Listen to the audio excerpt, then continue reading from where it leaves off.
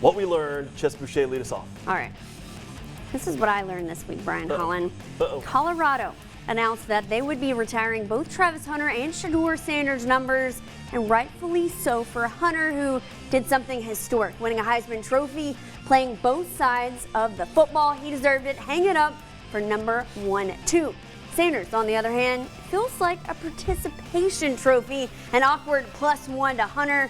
Plus, let's be honest, if he wasn't Deion Sanders' son, it wouldn't happen, especially this quickly. With Sanders at quarterback at Colorado, the Buffalo never won a bowl game, went 1-8 in the Pac-12 in year 1, then 7-2 in the Big 12 in year 2. So an overall record of 8-10 in conference play, barely had an overall winning record. And retiring his number simply because of his dad. Joe Burrow had one of the best seasons in college football history ever, winning a national championship and a Heisman.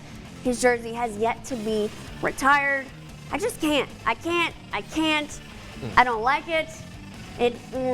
Cordell Stewart, Rashawn Salam, Eric Bieniemy. That's just starting the list. I'm no Colorado historian. That's where I start as watching college football in the 90s. How do you not have Slash up there? Cordell Stewart. That's got to be the Colorado GOAT. I'm going to go a different way. It shouldn't be controversial. This should not be a hot take. But it's apparent that some people are spewing several of those after the tragic death of former LSU wide receiver Kyron Lacy. Look, Lacy had his troubles. Those have been well documented. We've been critical of Kyron on this very show. But my hope at this point, my prayers for all those families involved, certainly in this accident and the aftermath, as it's claimed way too many lives at this point. Our show is called Louisiana Go Nation.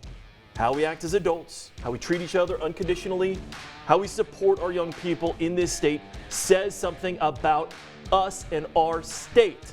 We don't have to be 49th in everything. We can be excellent in how we take care of our own. Now, I don't know the whole story. Look, I'm not going to go into it. I don't know how a jury of his peers would have judged him. I don't know the defense for Kai. I don't know those facts.